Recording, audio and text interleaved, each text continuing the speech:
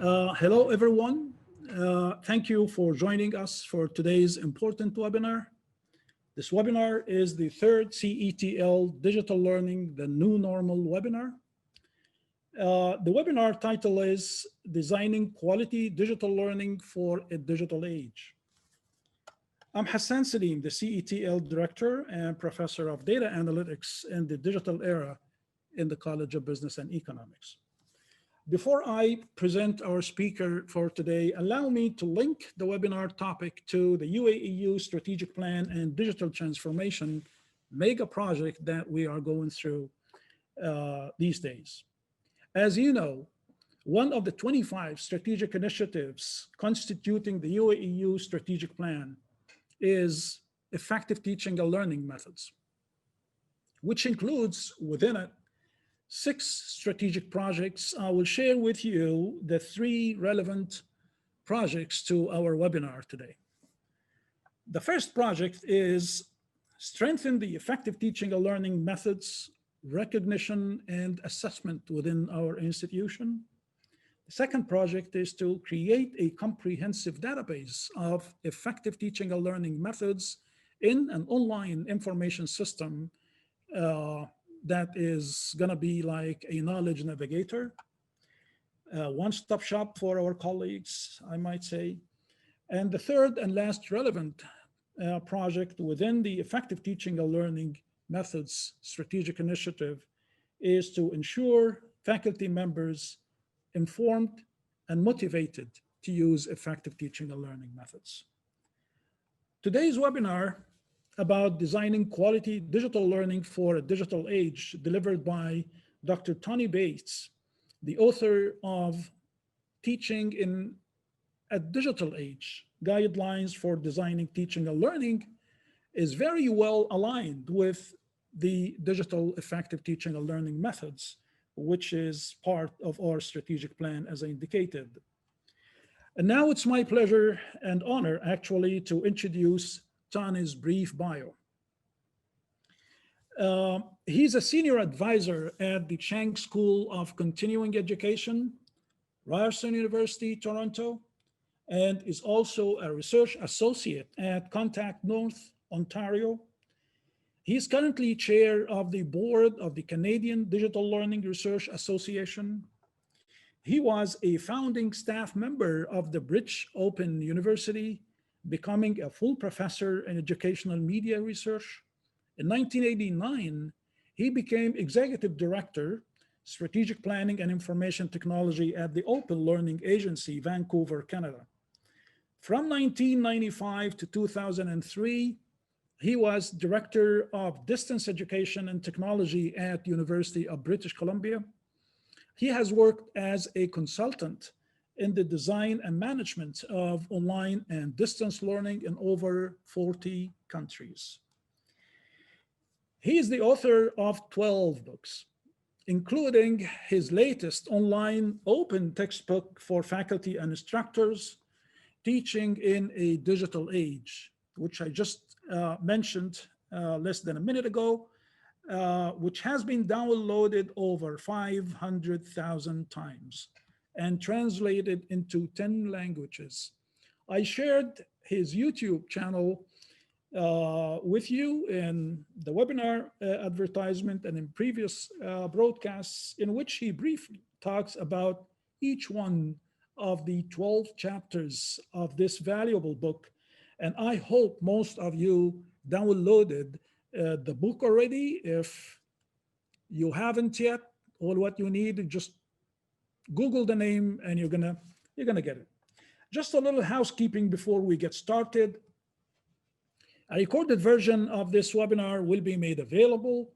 We would love to hear from you. If you have any questions during the presentation, please type them into the question box. I will do my best to communicate your questions to Dr. Bates. If we have time, we might have a live Q&A at the end. Please keep your microphone muted and raise your electronic hand during the live Q&A time. Now, without any further ado, I will turn the time and control to Dr. Bates. Dr. Bates. Well, good afternoon, everyone. It's a great pleasure for me to be here virtually with you. I've enjoyed it even more if I could have visited your country to do this in person, but we're living in interesting times. I'm going to briefly cover some of the ideas in my book, but I want to focus particularly on the reasons for moving towards digital learning. So I'm going to look at the likely impact of COVID-19. That's what effect it's going to have on higher education universally. I want to focus particularly on the importance of skills development for in a digital age. And I want to raise some questions about the magic of the campus, what makes campus teaching different from online learning, and what are the relative advantages and disadvantages of each. I want to focus particularly on difference between synchronous at the same time in the same place learning versus asynchronous anytime, any place learning. I want to talk about some quality and policy issues and then some conclusions at the end. And most of this you'll find in the book. Although not the bit about COVID-19 because it was written before the book came out. But in fact, what's happened with COVID-19 has made the book even more relevant than I intended when I wrote it. What are the implications of COVID-19 for higher education? Well, for many instructors, they have been forced to go online.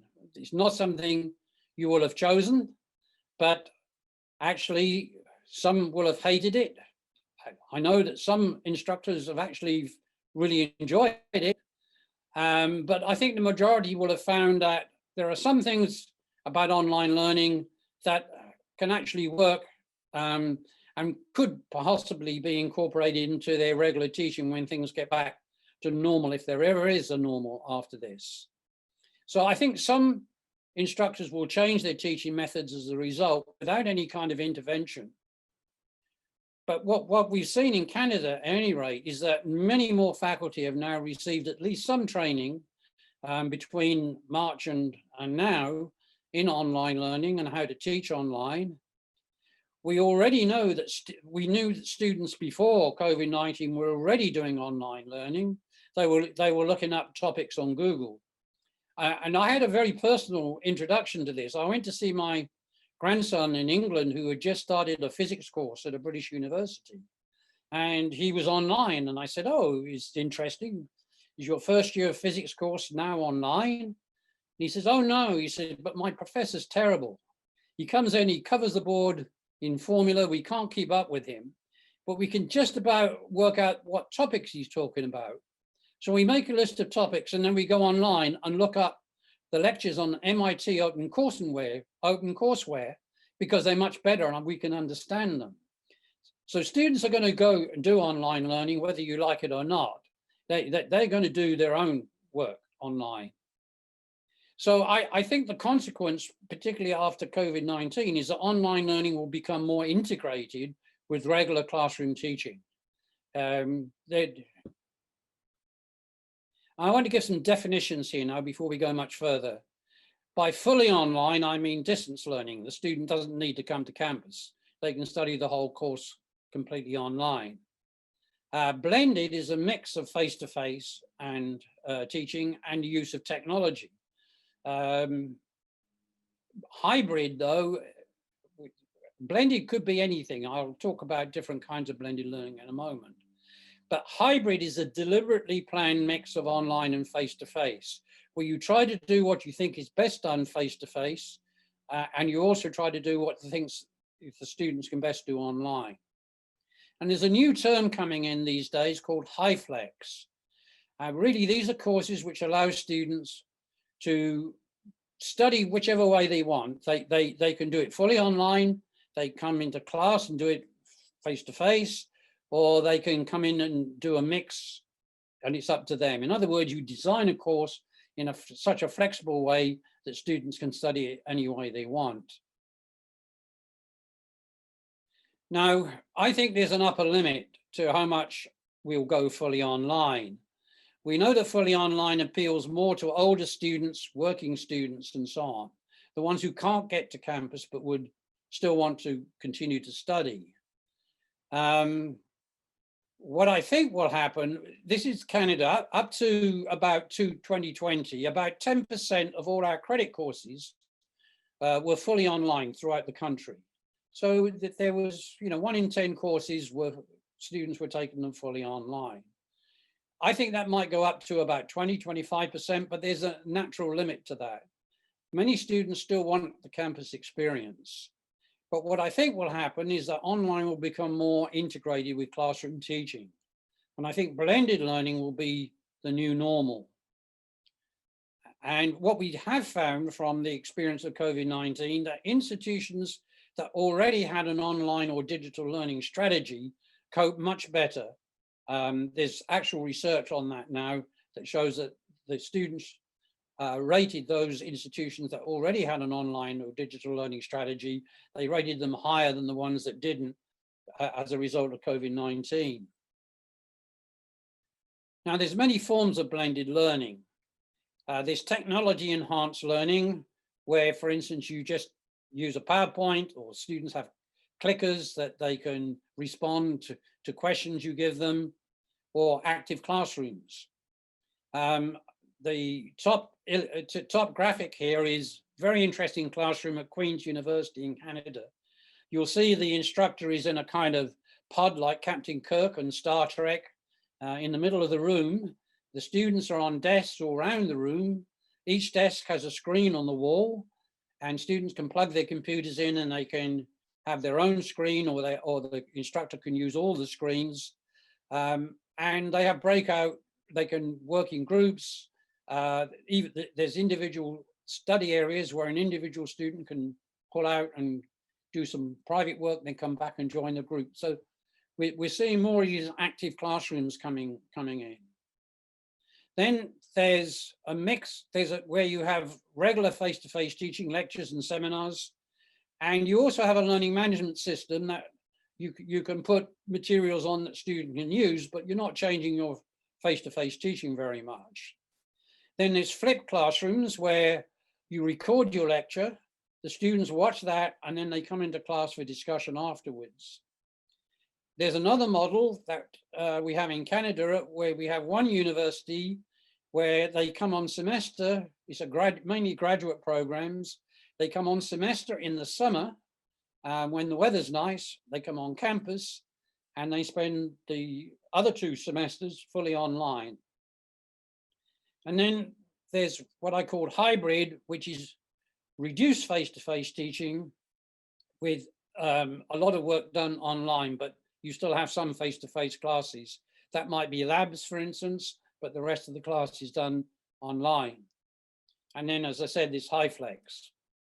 So we got all these kinds emerging, and there'll be, as we get more experience, more research, we'll work out what works well and what doesn't.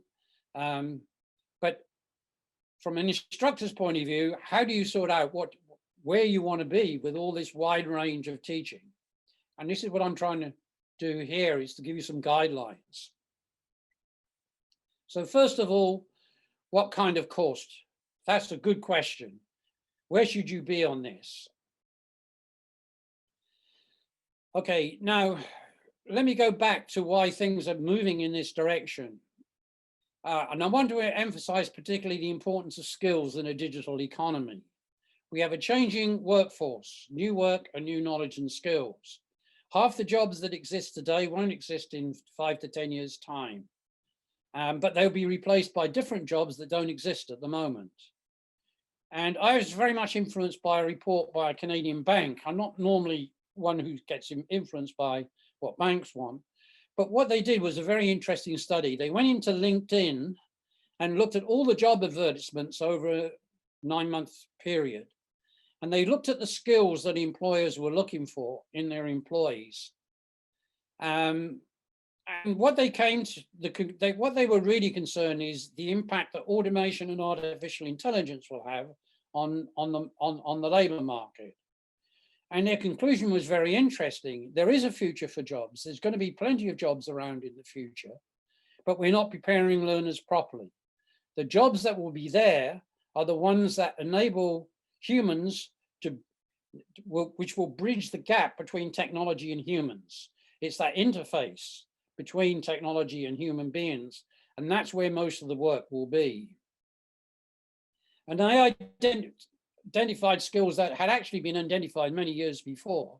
Good communication skills, independent learning skills, the ability to go on learning after you finish graduation, because you have to keep learning as the jobs keep changing.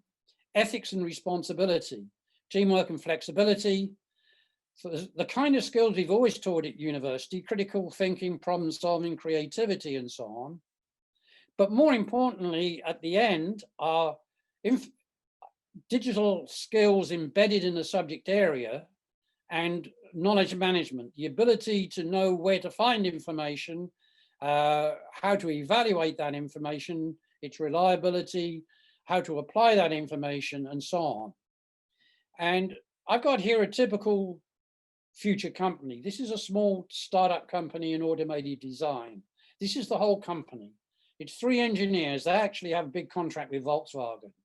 Now, these 3 guys are engineers, but they have to do everything. They have to do the marketing, the finance, etc. And they're multi-skilled. They have to have good communication skills. So it's not just about being a good engineer. It's about being an all-round person who can do multiple roles. If one of those goes sick, the other 2 has to take on some of their responsibility of the other person, for instance. And that's a typical startup company. And those are the companies that are going to be the ones that are going to provide most of the work in the future. There will be large companies, but there won't be so many of them. Now, I'm going to give you some examples of where online learning has been used for skills development. I'm going to give you 4 examples, 3 from Canada and 1 from the UK. This one's from a Canadian university. We still have wolves in Canada, but they attack the caribou, the deer in the north. What this biology teacher had a problem with, she was teaching 3rd year biological sciences, and she found the students were coming in, didn't really know how to make a good argument in science. They expected science to provide the right answer. All I had to do was to know what the answer was. And she wanted to point out that often in science, there are no clear-cut answers. There's evidence for and there's evidence against. So she found they were had poor skills at scientific argumentation. So to improve their skills, the students' skills, she built a very simple web-based tool. On the screen, on the left-hand side, well, at the top, you have the issue. Wolves should be killed to protect endangered woodland caribou in northern British Columbia and Alberta. So that's the issue. On the left-hand side, you have the reasons that support that. And very importantly, you see 2 boxes at the top. One is the argument, the reason, and the one underneath is the evidence that supports the argument. But the student also has to give con reasons as well, the arguments against. So again, they have to put the reason and then the evidence that supports the argument. And at the end, they have to come to a conclusion.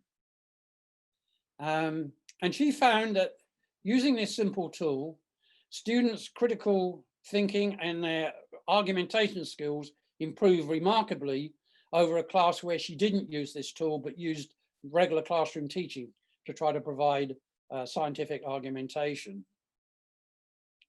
The next one is again from Canada. This is from the Faculty of Forestry about the management of soil sciences. And what the students normally do is they take the students out into the forest, a group of 30 students and an instructor, and then they have to look at the soil and explain why different plants are growing where they are. And this is very labor intensive for the instructor and also difficult for the students because only 1 or 2 students actually get to dig up the soil and hold it and so on. So the instructor found a Quest piece of software. Actually, the company's based in Vancouver. You probably know Pokemon Go and so on, where you have to go out and find things in the environment.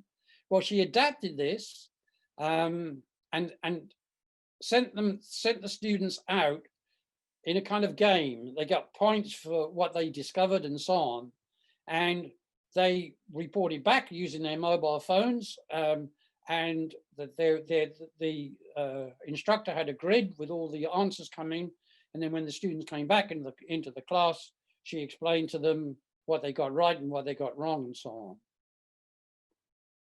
The next one is from the United Kingdom, and this is a high-tech. The other one was a low-tech. Previous two were low-tech examples. This is a high-tech example.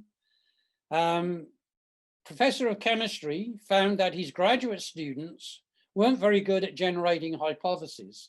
Again, in science, they were good at deductive thinking. They were good at taking a theory that already existed and testing it, but they weren't good at generating hypotheses.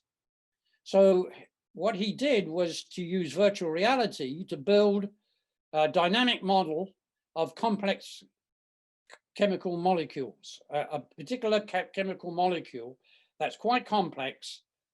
And the students could walk into this molecule. They were surrounded in the molecule, and they could take out a part of the molecule or add something to the molecule, and then watch the chemical changes taking place in real time.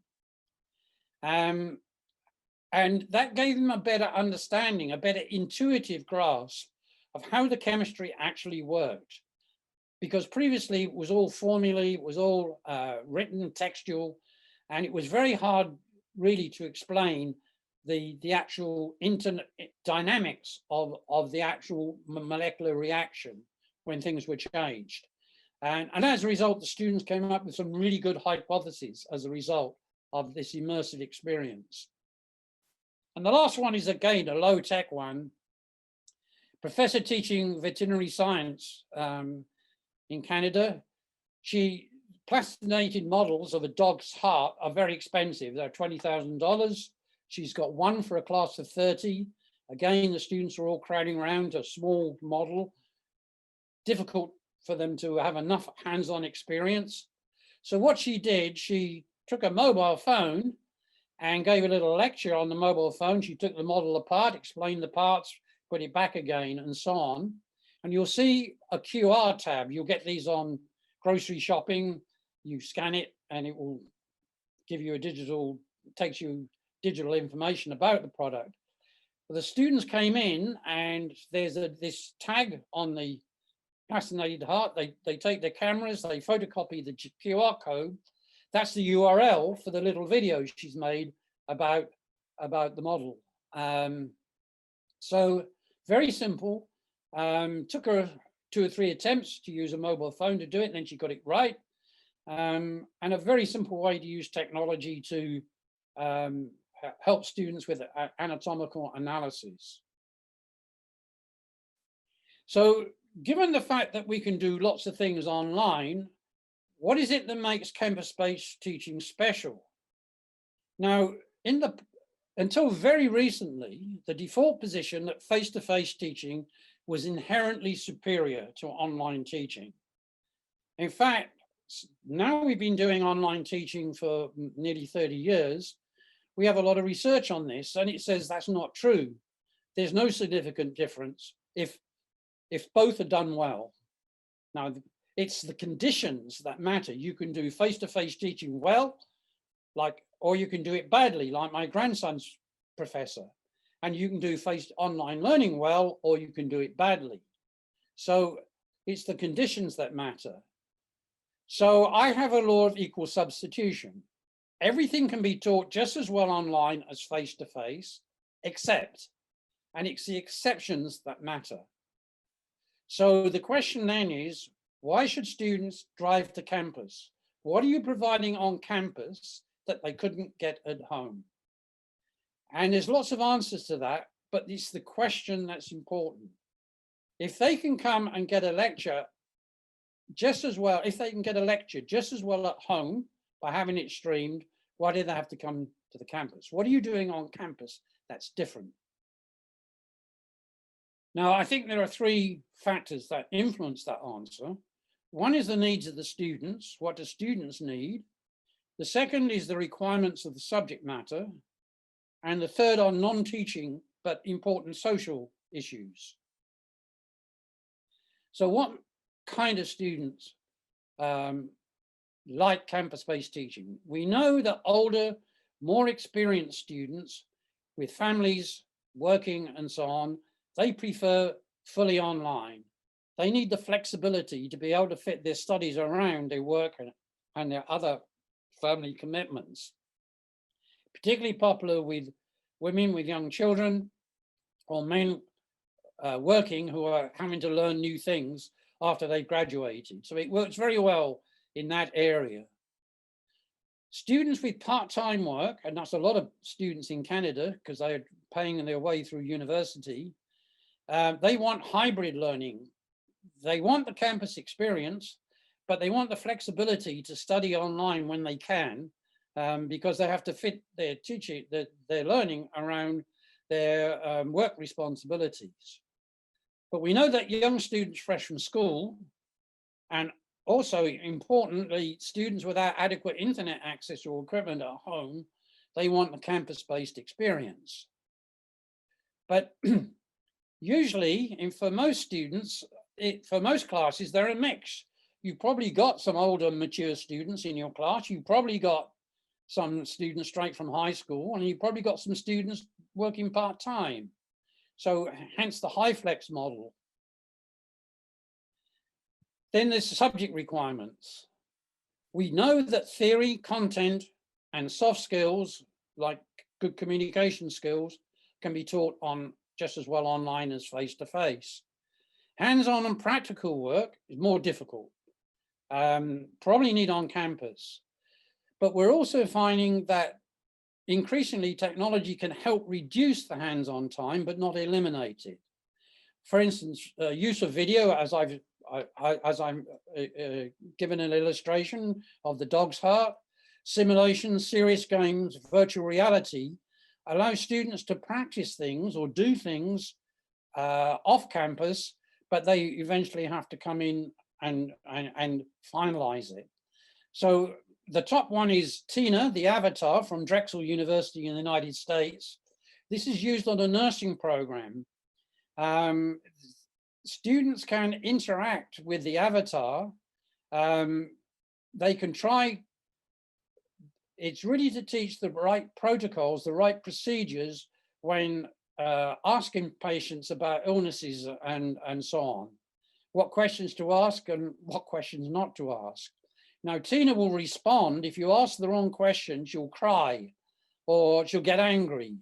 And this is a good way for the students to practice before they use real patients. In the end, they're going to have to try work with real patients and be trained with real patients. But it can cut out a lot of mistakes before they get into a real world situation. And there are many examples of virtual reality now being used for that. The other thing is open education resources. There's a lot of stuff out there on the internet now that's free and easy to use, but there's still a lack of good quality resources. So, and most of this is in English, unfortunately. But increasingly now, you don't have to create a video, it's already out there. You don't have to create an animation, it's already out there. But often you need to do a bit of work with it because it doesn't quite fit the situation. Now, there are other non-teaching factors that make the campus special. Young people socializing, for instance, cultural activities, support facilities like the library and study areas, informal counseling and others and so on. So I'm not arguing the campus isn't important. What I'm saying is, though, we need to focus specifically when we are teaching on what is best done on campus and what is best done online. And one strategy for designing between face-to-face and online in terms of the subject matter is to identify your teaching and approach, and then particularly the necessary learner activities. What must the students do, this skills again, in order to master this topic or subject? What resources do you have available? and then analyze the most appropriate mode for each learner activity. So in here, this is about examining analytes, blood analytes, looking for hemoglobin in blood samples. So you can learn the theory and terminology online, but if you need to observe the analytes under a microscope, you probably have to do that face to face, although now you can get powerful microscopes that you can manipulate online as well, but somebody's got to change the slides and so on. Somebody's got to choose the slides. So you still probably got to do some stuff face to face. You can design an experimental setup using virtual equipment. So you could do an experiment on the blood. You can design it, but you can't actually do the experiment. You have to go into the lab to do it. You can look at video of interactions under the microscope. You can do that online. But if you have to insert glucose to see what the reaction is, then you've probably got to do that face to face. So it means breaking down the activities that you want the students to do and work out what's best done online and what can best be done face to face. I also want to talk about the difference between synchronous and asynchronous learning, because that's come up particularly with COVID-19. Synchronous is the same time and same place. That's, for instance, a campus lecture. All the students and the instructor have to be there at the same time in the same place. Same for seminars, face-to-face seminars. Asynchronous is anytime, any place. For example, a learning management system. A student can log on at any time and access the learning management system and do the work. They may have deadlines and so on, but they have a lot of flexibility. And then there's mixed. You can have a technology that mixes both face-to-face and asynchronous. For instance, you can do a live Zoom lecture, then record it and stream it like this one. So this is a mix of synchronous and asynchronous. So it's a combination. So what are the advantages and disadvantages of synchronous versus asynchronous? Well, we know from 20 years of asynchronous online learning before streaming technologies like Zoom came along, that there are many advantages. There's more flexibility for the learners. They can spend more time on task. They can go back to something and go over it because it's there, it's recorded. It's more personalized because they can work at different speeds. Students who understand it quickly can move on. Students who don't quite understand it can spend more time on it. And we found that we get better learning outcomes normally from asynchronous over synchronous learning. So I think, again, like what's the best thing from face-to-face teaching? What is the best thing from, what are the advantages of synchronous? Well, again, we don't really know. There's no research in this area. Because we haven't been in this situation of having to decide between synchronous and asynchronous. But I guess there are some advantages from synchronous, like better spontaneity, maybe, again, I don't know, thinking on your feet, maybe. But I think we need to think in terms of skills and outcomes and try to relate them back to whether we would better teach them synchronously or asynchronously. So it's not a question of either or, that synchronous is always better or worse than asynchronous, but both have value. So it's working out a design where we can work out, make sure we're using the best of both. The other development that I think is increasingly important, and I mentioned it at the beginning, is open education. Open textbooks, like my open textbook, which are free and can be downloaded. In British Columbia now, we have open textbooks for every first year undergraduate course and college course in the province. So it doesn't matter what course you teach in first year, and for many second year courses now, there's an open textbook. Students don't have to buy a printed textbook. And one of the great things about open textbooks is they're dynamic. You can keep changing them, you can update them as new research comes in, and so on. We have open research now in Canada. If you get a government grant for research, you have to publish it in an open access journal. We're creating lots of open educational resources that are free for use, for teachers can embed in their courses, or students can go and look them up. And what this move to open access is that most content will be free, abundant, and online. As my grandson found, that he can look up anything in physics he wants to now, it's there. The issue is not delivery of the content, it's helping students. So this is a real game changer, because teaching will become more and more about supporting learners and helping them find, analyze, and apply knowledge rather than delivering content to them. So learner support will be the key quality differentiator in future teaching. And the implications for teaching and learning are quite significant here. I'm arguing that if students will need to learn digitally to earn digitally, we need to lay the foundation for lifelong digital skills. We need to embed digital technology in the teaching of core subjects. And we need to identify in every course what skills are being developed and how we're developing them. For instance, let's take a very common skill that's taught in universities, critical thinking. The question isn't teaching critical thinking. The issue is, if a student comes in with a certain level of critical thinking, what do we add to that when they come out in the end of the first year? And when they go from that first year program into the second year, how do we raise their level of critical thinking when they get into that second year? And so on, right through. We had a study in Canada recently where they tested students on numeracy, literacy, and critical thinking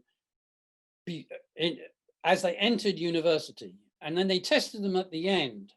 And they found that while their numeracy and digital learning skills had increased, they found no significant difference in their critical thinking skills. They were thinking just as well or badly in terms of critical thinking skills when they left as when they came in. So the question then is, how do we improve skills as they go through a program? And that means having discussions about the curriculum between different courses and so on, what the links between different courses. What are the implications for the role of technology?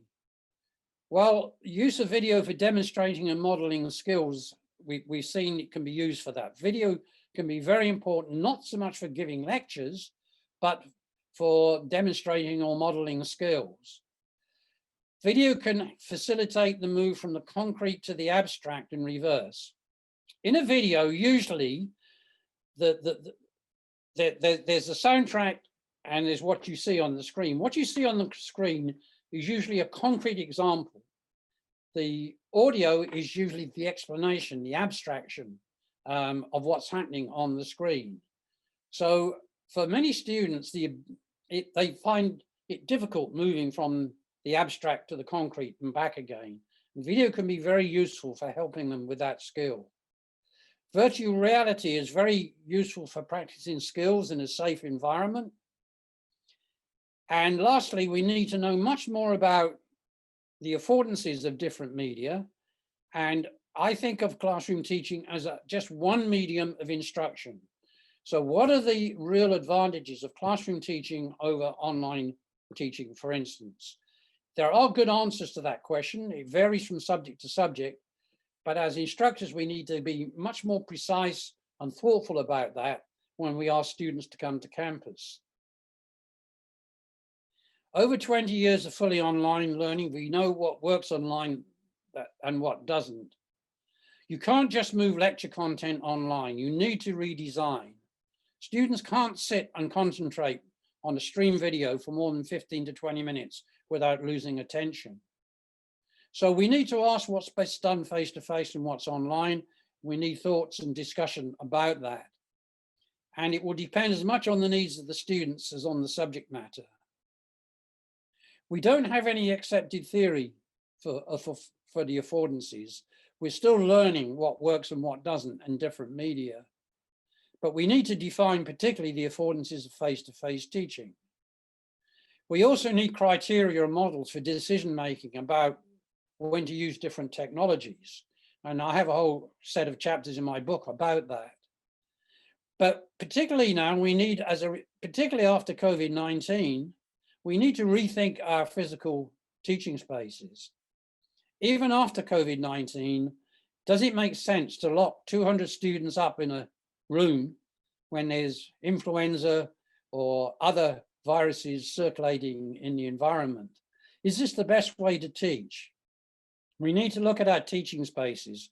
And I mentioned two here, the Queen's University one. This one's University of Idaho is another different kind of teaching space with students spaced out, but also able to share and work together. And lastly, we need digital learning strategy. How do we get from where we are to where we want to be in 5-10 years time with our teaching? And I'm glad to see that UAEU has got its own digital learning strategy.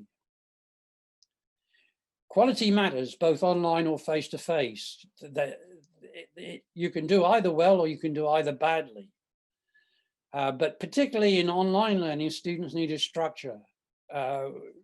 For North American courses, where students often do 8 to 10 courses in a semester, we recommend a maximum of 8 hours work for the student on a particular course and split between online and face-to-face. And everything needs to be done within that 8 hours. The big danger of adding online learning to face-to-face teaching is you overload not only the faculty member, but also the students. So again, you have to be very thoughtful about how you break that time up between face-to-face and online. Students need regular activities done online, and they have to be done on time. We need a mix of synchronous and asynchronous, but we need to start with the learning outcomes and assessment, and especially with a focus on how we're going to teach skills. So I think it's already been referred to as the new normal. We'll need digital skills for a digital world, probably some blended learning in every course, fully online for specific markets. We need to get the right balance between classroom and online teaching. And to do it right, we need good quality design of courses. So good luck. And I hope we have time for questions. Thank you. Thank you very much, Tony. I don't know what to say, but I'm not going to use the time for the tons of questions I have, but I'm going to actually open the floor for the audience to ask questions. If you have any question, just go ahead and raise your hand, and I will take you in order. I know where you stand when it comes to MOOCs, but the UAEU has partnered with edX, and we started to have our own brand, UAEU X on edX. And we are about to beef up the MOOCs we are offering on our open platform, just to make a difference in this part of the world. Any advices for us? I think MOOCs are a very good marketing strategy. It gets the institution very well known, because I'm assuming that they're free courses for students. Some MOOCs are not. Sometimes you have to pay, but I'm assuming yours are free. Is that correct? It is free, but if a person would like to be certified, then they pay about $100. Yeah. Do you allow that? Do you give them credit for that? Can they use that towards a degree? That's the name of the game, Tony, because if we adopt the Arizona State University model, then most of the general education and entry-level courses might move to, but in this case, they are not going to be MOOCs, they're going to be SPOCs offered for credit, and they can actually purchase those credit coupons, from the university. But what we're planning to have is stacking up some micromasters and micro credentials Yeah. and mapping them to already offered graduate and undergraduate programs. Yes, I think MOOCs are very good for continuing education, very good for developing micro credentials. I think I would want a strategy. If I was a student, I would want to know where it's going to lead to. If I do 2 or 3 MOOCs, will they count towards a master's eventually, etc. And I'm not sure what. I think you'll get more completion if they know that of MOOCs. The big problem with many MOOCs is the very low completion rates. And that's partly because there's 2 ways to use them. You can use them as micro-credentials, in which case there needs to be a clear plan for the student as to what that means. They have to understand, will this get me a better job?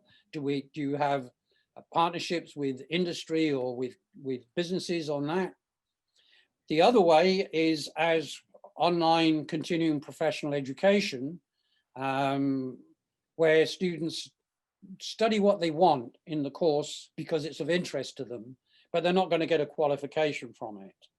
And I think it's important not to mix the 2 together because they're different motivations. You can have the same material, but there has to be different structures around that material. I don't know if that's the kind of question advice you were looking for. Yes, actually, we're trying to fill a gap regionally and even internationally because, frankly speaking, the Arabic content on edX is not there, and we have centers like an Arabic center in Harvard University, for example, and other institutions, and we're trying to provide high quality Arabic content from a university like the UAEU, which is located in the heart of the Arabic. I wouldn't see MOOCs as a substitute, though, for an online degree. For instance, I think there's a good demand for professional online master's programs. Say I can see a professional master's in new energy, for instance, and the people are working and probably already working in the energy industry, but they want to retrain, but they want a full qualification. And I wouldn't use MOOCs for that. I might use a MOOC as an example of what's happening in new energy, and then with a little selling point that, and we're also running a master's in this, you know, but not as an alternative, because first of all, you can charge full bucks, I guess, for the professional masters, where you wouldn't for the MOOC. So it can be self-financing. That's another very important thing you can do with online courses. You can make them self-financing if they're aimed at the professional market. So there are various ways you could, and you could cannibalize some of the materials from either the masters and put it in the MOOCs or vice versa. But they would be different. They would be going for a different audience, and they would be focused at different levels. And it's the assessment particularly, I think, that's important here, that if you really want to give a qualification, you've got to have a good assessment. And it's difficult to have a good quality assessment with MOOCs and get many students to pass it. Yeah, my question was is about assessment and testing in an online learning mode. This is, I think, a continuing issue, a debatable issue, but I think it is important if we can secure reliable and really good assessment standards. I believe that will be great. But I'd like to hear from you your thought on assessment and assessment and testing in an online environment. Yeah, very good question. There's been a lot of discussion during COVID-19 about invigilation of online exams. It's the wrong question. You can invigilate online exams. There's technologies that allow you to track whether it's the real student doing it and so on, but that's not the question. The question is, once you go online, you have a record of what the student is doing because they leave a trace. If you have a learning management system and you ask them to do work, you can see them working as they go through the course. So you can move away from summative evaluation at the end of the course to formative evaluation as you go. You can see, and again, it comes back to the learning outcomes. If you're trying to develop a skill, for instance, you want to see how that skill progresses through the course. So if you're asking students to do critical thinking, you can look at how they're doing that in, say, the online discussion forums, because they're leaving a trace there. You can actually see that. Now, what I do when I'm teaching online, I usually have a set of activities for students to do online along the top of the spreadsheet, and the names of the students down the side. And then when they do an activity, I can give them a little grade for that activity as they go.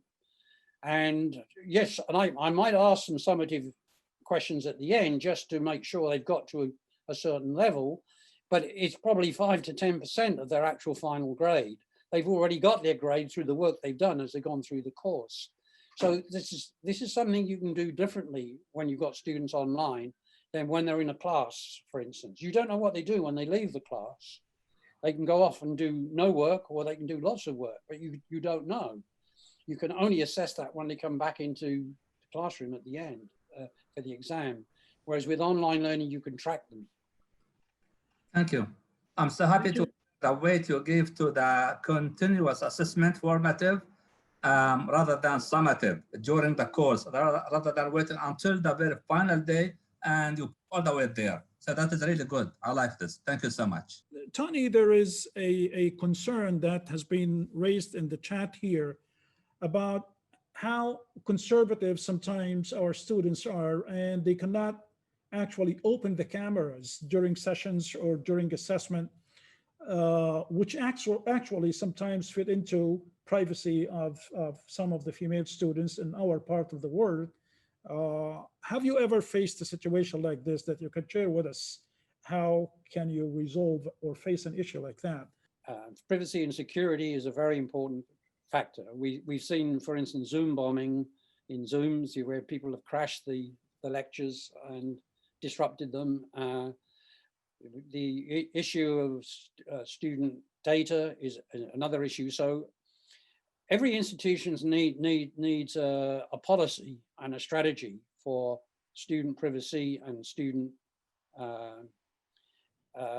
and you really need to bring the students into those discussions when you develop those policies, because actually students probably care often less about this than we do, probably because we're more aware of the dangers, but nevertheless, you want to bring them into this discussion.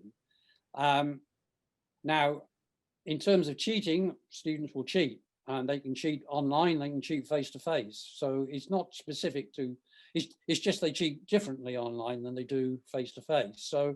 So yes, you need safeguards, and that's why I like continuous assessment rather than summative assessment. But I think the whole issue of one thing that I like are e-portfolios, where students can collect their work together digitally, so they can reflect, maybe have a blog and take stuff from their own blog and input that. Now that e-portfolio can be both private or public. So in other words, they can manage that e-portfolio of work and they can edit it. You can approve it and give it a university stamp and say, yes, the student has done that work. And then they can take that to an employer, or the employer can look at that. They can go online and look at their e-portfolio, which is often better for an employer than having a set of grades, for instance.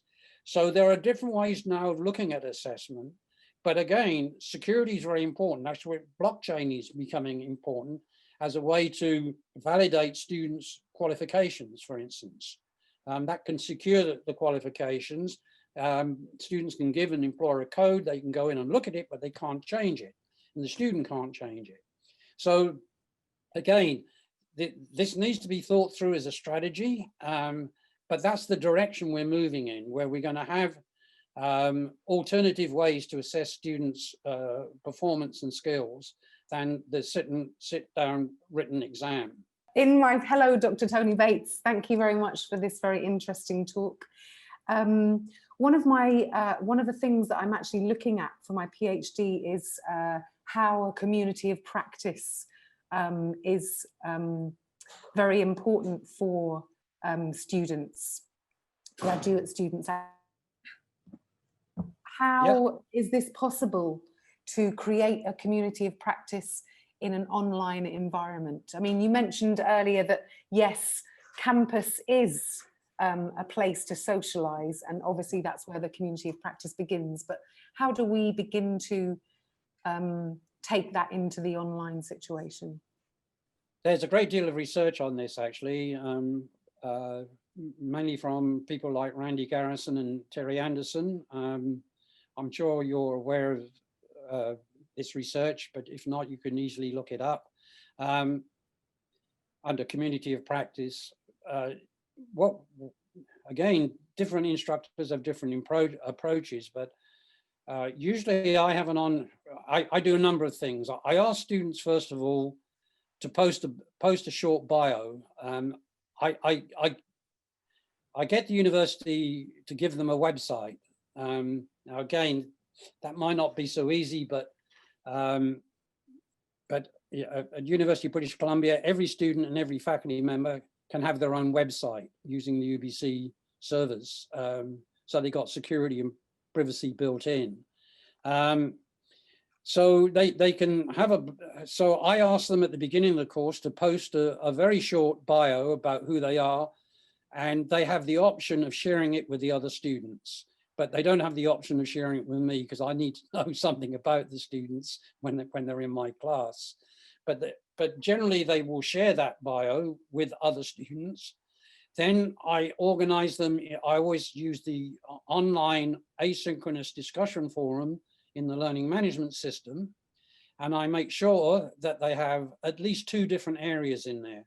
One is what I call the course area, the teaching area, where I pose questions for discussion. It doesn't work in all subject areas, or group activities where they can work together as a group or small groups in that online discussion area. And so I try to build that community mainly in the academic tasks I set them. And I try to make the discussion forums related to the assessment. So they know that when they're discussing a topic, this is likely to be a topic that's going to be assessed, for instance. And I try to have the assessment questions, not the questions, but the assessment goals very clear at the beginning of the course, so that I can refer to them at any time during the course saying, this topic you need to discuss if you want to address this issue in this question. And I will give them a small grade for their contributions to that discussion. I also ask them, I also create what I call a student cafe online. Now that's where they can go and talk about anything. They can talk about the World Cup, soccer, if they want to. They can talk about anything they like in that discussion area, and they have to manage that. I don't manage that. I only watch it to see if there's bad behavior. If there's really bad behavior, I will step in and threaten to close it down. But generally, I leave that to the students to manage themselves. And generally, they manage it pretty well. So there are various things you can do to build a community online. But I think it's really important that you have that means of watching what students are doing when they're studying. I think this is a really valuable component of online learning. Now, it can get creepy, you know, the privacy issues, but I think it's personally just, we have an agreement at University of British Columbia, we have an agreement with students about online behavior, for instance, their behavior, but also faculty behavior online as well. So, you know, you need these agreements in place, and they need to be dynamic, because things will come up you hadn't thought about, and you need to be able to, you need to have a process in place for dealing with these when they come up. Generally, they're not a big problem, especially if you already have a strategy in place to deal with them. But it is important to build community online. Good evening, Doctor. I just wanted to say it's a real pleasure meeting you, because I actually did my degree from Royal Roads.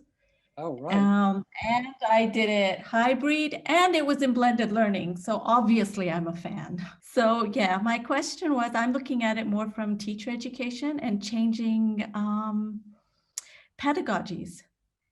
And if, putting some of your, or all of the skills for the digital age, somehow putting them into the PLOs and the CLOs when developing the programs and the courses, do you think? Yeah, absolutely. Absolutely. And I think we need to do two things, not only state the outcomes, but understand ourselves how we're going to assess them. It's all very well saying we're going to develop critical thinking skills, but how do you assess that? And how do you assess the progress they made? And I think that's a very difficult challenge in most subject areas.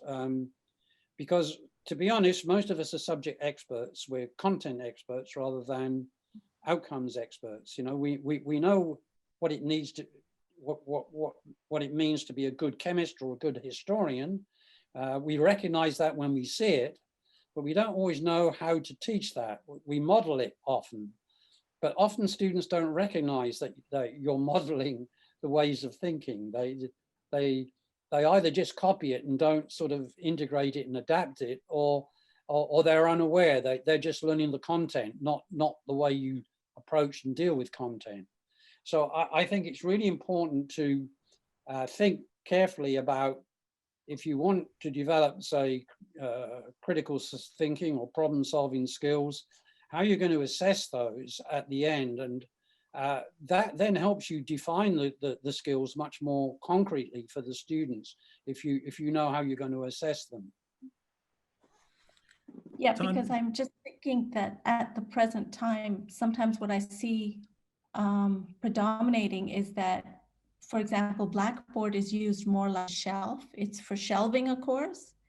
Yes. And the pedagogies may not be active or interactive with the students, like you're saying. And secondly, assessments tend to be more summative than formative, like you were saying. Yeah. So in order to create that shift, maybe actually talk about the PLOs and the CLOs and try to actually change the pedagogies of teaching. Yeah. I see a learning management system like a filing cabinet. It's just a way of organizing stuff. It's not a pedagogy. You have to impose the pedagogy on it. You can have a fairly passive course where you just load content and the student just read the content and have an end of course exam, but they're not going to develop any of those skills really, other than comprehension and understanding. Now they're important skills, but we need to go beyond that now. So you have to build the activities into or outside of the learning management system. Now, most cases you can build it inside. Students can, for instance, you can build an e-portfolio within a learning management system. Some of them come with an e-portfolio, for instance. That's why I said, you must know how to use the technology. You must know what it can do. Often people don't know enough about a learning management system to use it to the full extent that they could do for developing skills. But if not, go outside the learning management system. I mean, get students to go out and make their own videos and come back and post them on YouTube if necessary. Again, you have to judge the privacy versus the security side, whether you want to do that. But again, the great thing about a learning management system is it is secure, and you can do things within the learning management system that don't get out into the public. But for instance, I'll give you one example here of a course from UBC on Latin American studies, where the students were having the discussion in the online discussion forum, and they said, wait a minute, we should be getting input from Latin America here. So they built a wiki, which was public, and they started moving their discussions into the wiki, and within 2 weeks, they had professors from Argentina coming in and telling them they were wrong, and so again, there's this private and public balance to get right. Yeah. Thank you very much, Tony. And this actually concludes our webinar. And let me use the moment to thank Tony Bates for being with us today, and looking forward for long-term future collaborations between the UAEU and yourself. And thank you all participants for spending a night spending an hour of your night with us. Looking forward to see you in the future, and thank you very much. Good night, everyone.